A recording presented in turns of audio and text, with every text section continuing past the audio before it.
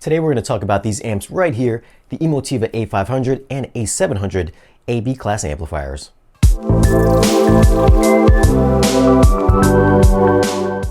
These are the little brothers to Emotiva's bigger XPA line of amplifiers, the BasX. The 500 is a 5-channel amp and the 700 is a 7-channel amp. I chose to go with these two models because I think this is a great starting point if you want to move into separates. Separates meaning a separate power amplifier and a separate processor. Or if you've got a receiver that has amplifier pre-outs, then you can just upgrade some amplifiers to upgrade the sound quality. Alright, so let's get these unboxed and get them hooked up. But before we get into it, if you're into home theater and want to keep up with what's new for audio and video products, or for movies, then consider subscribing for new weekly videos. Okay, let's get to unboxing.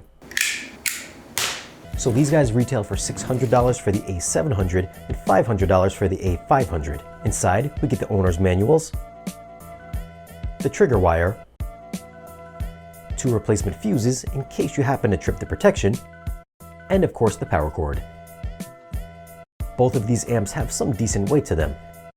The 700 is 29.4 pounds and the 500 is 26.5 pounds. They're not super heavy, but they do weigh more than most receivers. They both stand 17 inches wide by 4 inches high by 15.5 inches deep, so they're pretty compact and unobtrusive. Both of them are rated at 110 watts per channel with 2 channels driven, or 80 watts per channel with all channels driven, so they should match up nicely in a full immersive setup. Taking a look up front, they have the exact same chassis, with the only difference being the model numbers.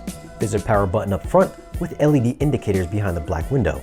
The front fascia is a black brushed aluminum, and it looks quite nice, if not a little plain. Around back is an LED switch in case you don't want to see the front LEDs light up in the dark, and below that are the trigger inputs. You'll get unbalanced RCA ins for every channel and labeled binding posts to make installation easier. Yes, there are no XLR ins, but at this price point that shouldn't be too surprising. On the right side is the main power switch and AC input.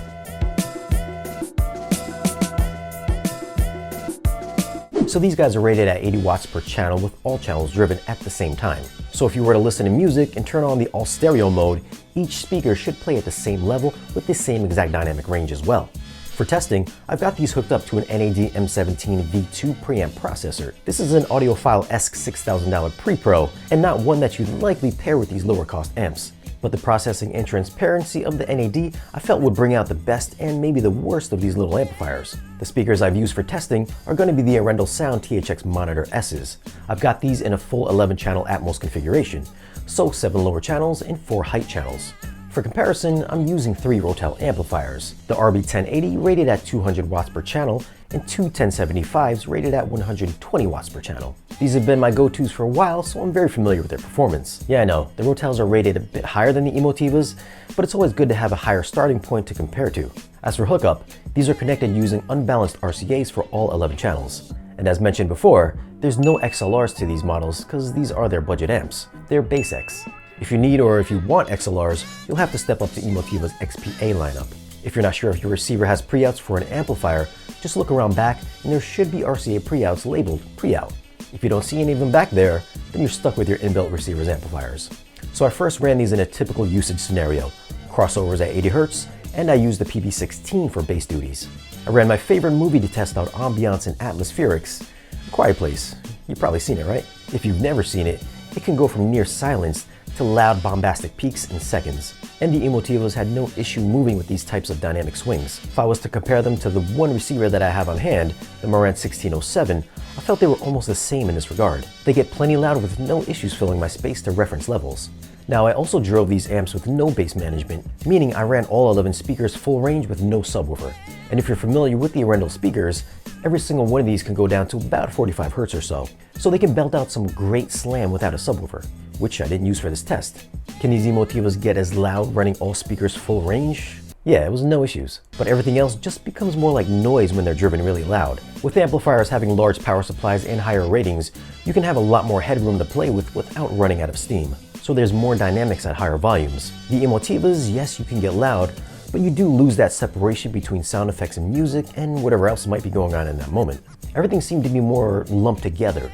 I felt sound staging became more forward and was more in my face rather than expanding outwards in a three-dimensional sense. As far as bass response, Running all speakers full range was impactful, although I felt it didn't give me the same mid-range grunt that I was used to getting with the Rotels. But I'd only placed the Rotels maybe about a step or two above the Emotivas in this regard. However, using bass management, I didn't really hear that much of a difference between the two. Now back to soundstage and imaging, I wouldn't call these the most transparent sounding amps I've ever heard. But I mean, at these price points, I wasn't expecting sonic nirvana.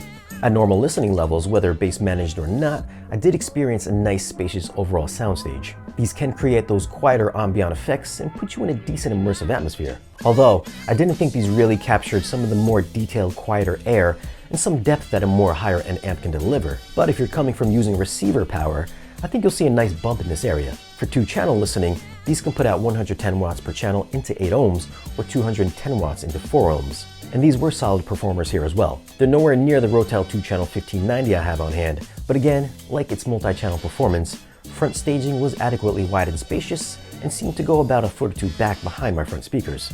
I felt some of the more nuanced, finer details in some high-res recordings weren't as resolved as the Rotel, but definitely closer in performance than when I was using the Rotel 1607. They had good controlled upper bass and handled fast transients well.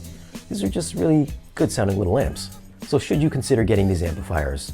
Well, at $500 and $600 for the A-500 and A-700, I feel this is a modest investment if you're feeling underwhelmed by your receiver's output. That being said, I think if you had a higher end receiver like say a Denon 8500 or a Rotel 1580, I don't think you'd see that much of an improvement if any. Lower end receivers, yes.